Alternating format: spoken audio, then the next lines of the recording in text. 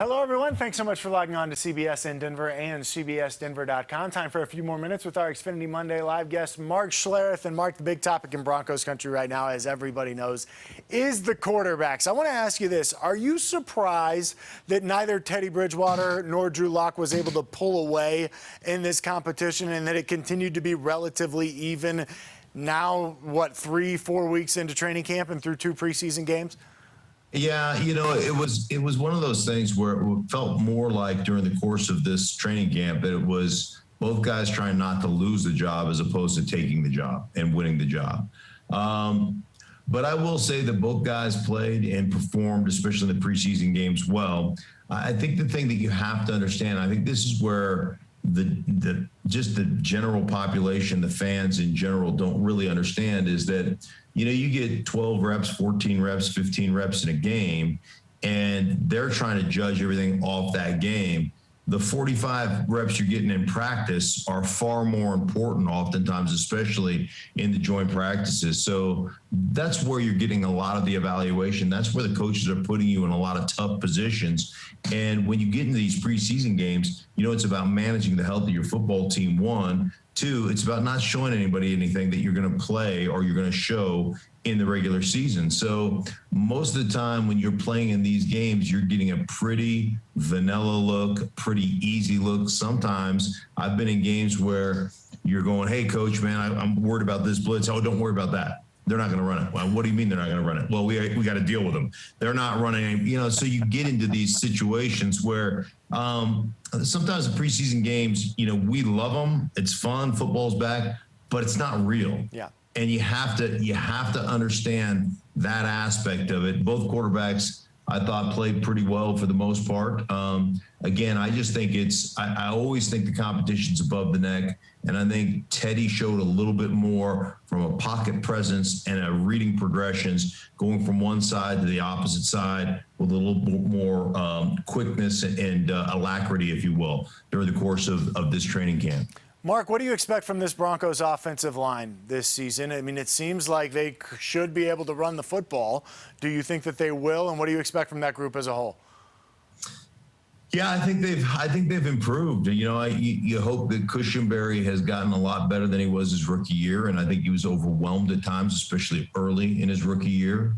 I think Dalton Reisner, slid back a little bit from his first year to his second year. Happened to me in my second year. I didn't play as well my second year as I did my first year. And I think people, recognize what you're good at, what you're not good at. They game plan for you a little bit better.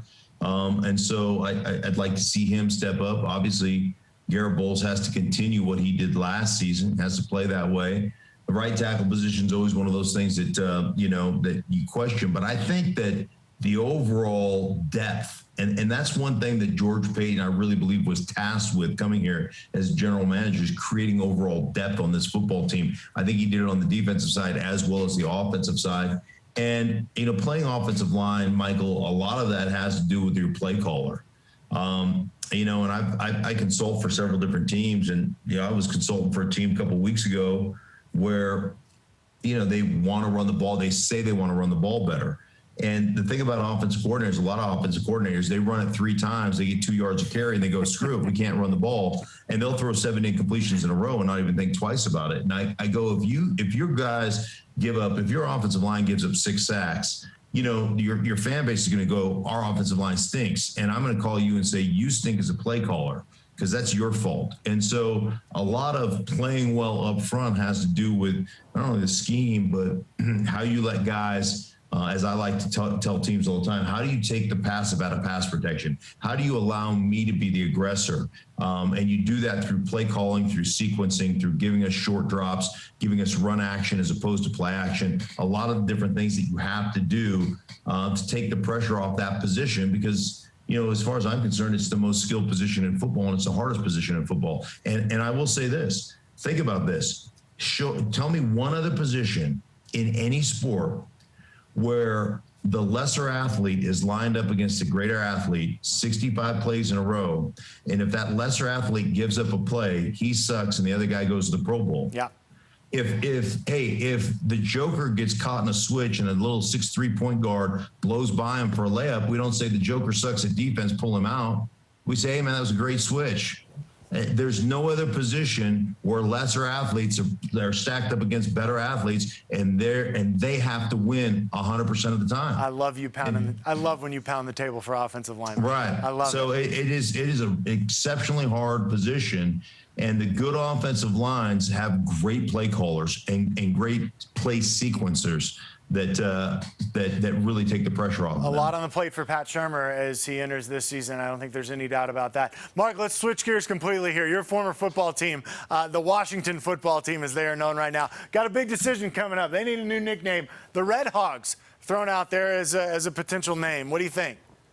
I just think the Hogs. I mean, I think, it's so interesting being drafted into an organization with the Hogs and being – one of those guys with Jacoby and Russ Grimm and Bostic and Mark May and all those guys that created the Hogs, and the pride that Joe Gibbs had in that part. I mean, he would always talk about how the offensive line of Washington at the time was the backbone. It's what drove our football organization. I mean, Joe Gibbs won 3 Super Bowls with 3 different quarterbacks.